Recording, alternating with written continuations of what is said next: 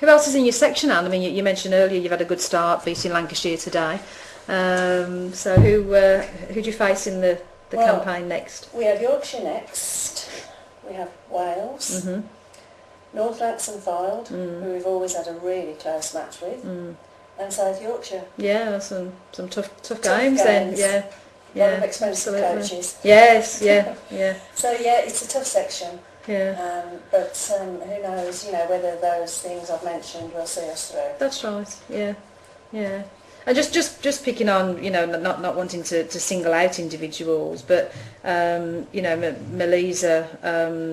is one that has sort of come through, and entering a lot of tournaments the last couple of years and doing really, really well, and again, she's probably one of the younger ones that has been given the opportunity, and it just, I suppose Melisa is living proof that if you do give a youngster the opportunity and they equip themselves and surround themselves with the better, more experienced players who they can learn from, just shows you what can be achieved. That's right. I mean, we have a few others. Faye Montgomery. They're all starting to enter these outside competitions, and it's that experience, as you know, that brings your game on. Absolutely. Yeah. So we've even younger ones than that as well. But it's all looking good. But it's finding them and keeping them. Yeah, absolutely. Yeah, and it has to be said, perhaps before Mel chips in and says it, that Warwickshire actually have enjoyed a larger part of their success and experience after I'd actually left the area and come to live in Staffordshire. So I haven't really necessarily been part of enjoying that success, but I thought I'd probably best get that in before Mel chips in. You got anything to say on that? No, I think that's quite right. I think Warwickshire have gone all one way since you got rid of her. Really. I mean, it's right. Did they win anything when you were in the team? No, I have to be honest and say no. Okay. That's the end of my question. You can carry on. Close shot. Well, I thought I'd have to mention it, but there you go. So one other very, very important matter that I wanted to also talk to you about, Anne, was the recent charity match that was played. For listeners that may or may not know, and this is a little bit difficult perhaps for Anne and I to talk about. We lost a very, very, very close friend of ours, very close bowling and personal friend, Debbie Williams, in October to the dreaded cancer disease. Debbie was exceptionally well known, not only in Warwickshire but also all over the bowling land. Exceptionally talented, and also did a lot for the county. Held various posts of office, secretary, treasurer. Did an awful lot for the county and for her own bowling club, Hall Green. And it just can't be said what a gap that Debbie has left, really. And so last couple of weeks a charity match was held.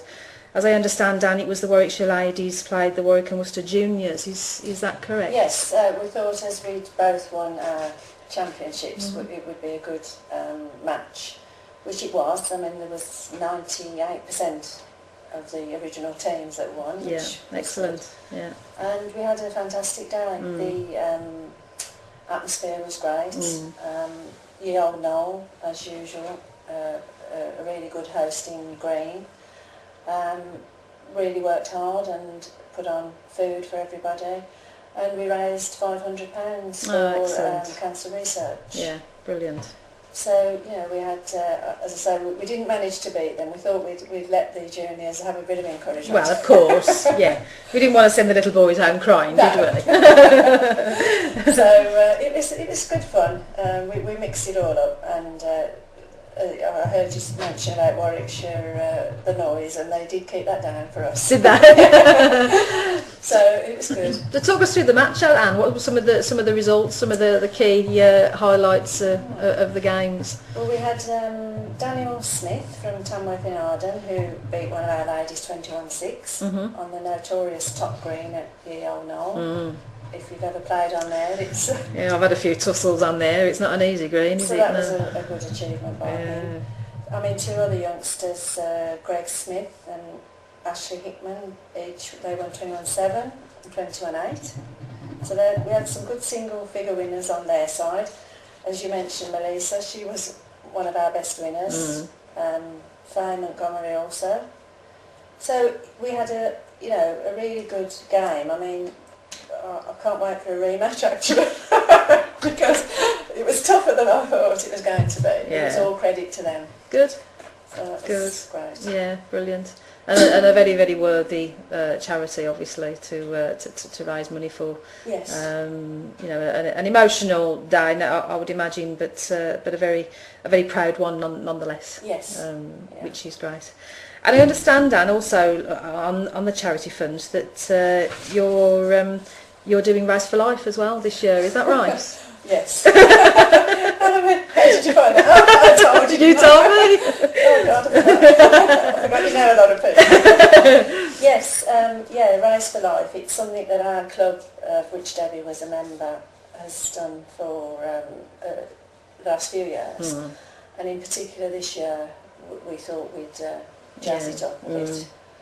So excellent. Yeah. I'll put it out on the website, and it'll just be fantastic support, and we'll have a fantastic time. Absolutely, yeah. And what date is that on? That is on the 12th of May. Yeah. So not far away then? Not far away. No. 12th of May. There is a website if anyone wants. Yeah, of course. Yeah, please. Into their pockets. Absolutely. It's www.raceforlifesponsorme.org/Hall Green Ladies. Brilliant. Yeah. So that would be fantastic. Yeah. Well, what we'll actually probably do is that our producer Paul can put something on the front page of Talking Bowls, and if any listeners do obviously want to donate, then obviously more than welcome, more than happy to do so for what is an excellent cause, and for what is a disease that sadly touches the lives of many people these days. Yes. You may remember we had Chris Price in. I can't remember now if it was last year or the year before. I think it was. Yeah, obviously talking about about the charity and Race for Life. Remarkable cause really. So I certainly wish you, on behalf of everybody at Talking Bowls, and we will obviously certainly make a donation to the charity, but we wish you all the very best for that. Thank you. And hope you have great fun, which I'm sure you will.